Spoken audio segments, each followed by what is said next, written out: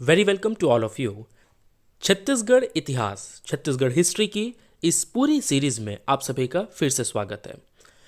मैं निखिल वाजपेयी आज आप सभी को कुषाण वंश और मेघ वंश के बारे में बतलाने जाऊंगा।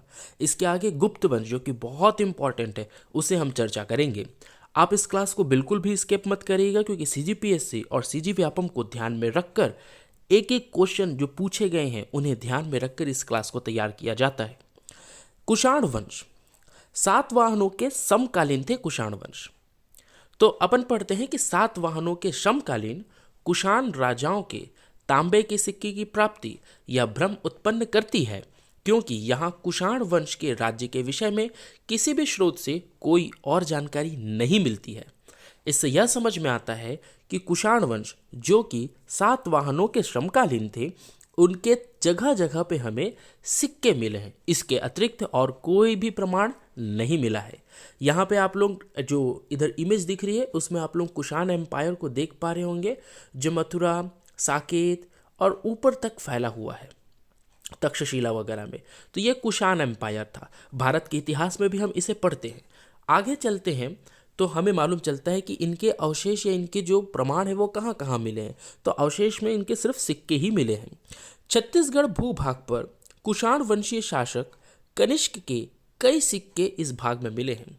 तो कुषाण का जो राजा था कनिष्क, उसके विशेषकर कई सिक्के मिले हैं। वैसे मैं बात करूं तो रायगढ़ जिले के खरसिया तहसील में टेलीकोट गांव में पुरातत्वविद डॉक्टर सी के साहू को कुषाण कालीन सिक्के प्राप्त हुए हैं। तो याद रखिएगा, कुषाण कालीन सिक्के रायगढ़ के खरसिया तहसील में टेलीकोट गांव में मिले हैं। और बिलासपुर में भी कुषाण वंशियों के सिक्के मिले हैं जो कि तांबे के बने हुए। तो बिलासपुर जिले से कुषाण वंशी राजाओं के तांबे के सिक्के प्राप्त हुए हैं।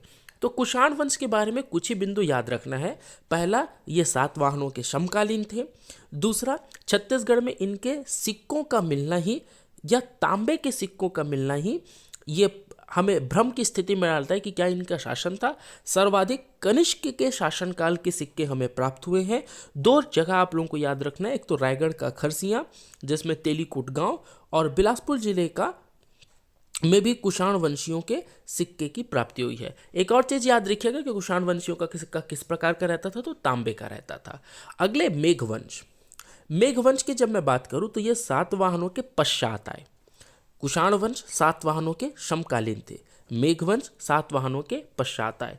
तो 7 वाहनों के पश्चात संभवतः दक्षिण कोशन में मेघवंश नाम के राज्य ने राज्य किया। तो मेघवंश ने राज्य किया, इसके साक्ष्य क्या हैं? तो हम अगले पॉइंट पे देखते हैं। पुराणों के विवरण से ज्ञात होता है कि गुप्त वंश के उदय के पूर्व कौशल में, यानी कि हमारे कौशल राज्य में, ये कौशल लिखा गया, कौशल है छत्तीसगढ़ दक्षिण कौशल राज्य में मेघवंश के शासक राज्य करते थे या करेंगे। ऐसा माना जाता है कि इस वंश ने यहाँ द्वितीय शताब्दी तक राज्य किया था। तो उम्मीद करता हूँ कि आप लोगों को मेघवंश और बाकी अन्य वंशों के बारे में भी जो भी हमने पढ़ाया वह क्लियर हो गया होगा। तो लाइक, शेयर, सब्सक्राइब आप करते हैं या नहीं, और कमेंट भी जरूर किया करिए। अगली क्लास सबसे विशेष होगी, इसलिए इस चैनल को सब्सक्राइब करके रखिए क्योंकि पूरी सीरीज हम लेकर के आ रहे हैं मॉडर्न, मेडिवियल, एंशिएंट छत्तीसगढ़ की पूरी history. Thank you all of you.